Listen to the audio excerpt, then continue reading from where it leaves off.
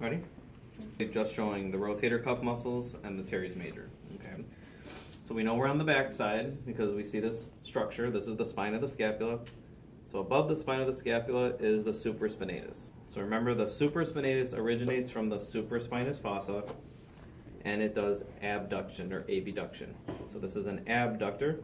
This originates from the supraspinous fossa, and it's called the supraspinatus.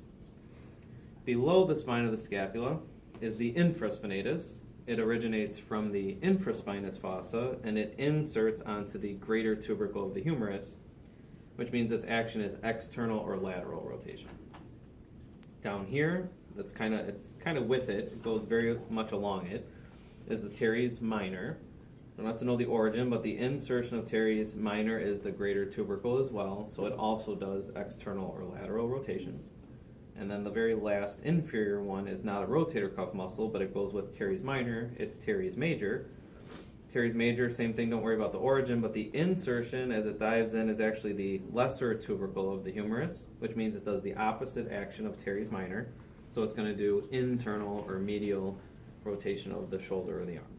And the last rotator cuff muscle we can see on the anterior view of the shoulder blade. So this would be the subscapular fossa. So the origin of subscapularis is the subscapular fossa, and the insertion is the lesser tubercle. So again, here's teres major also joining with it. So they both insert onto the lesser tubercle of the humerus, which means they're going to do medial or internal rotation of the arm, or you can say of the shoulder. Okay. All right, so that's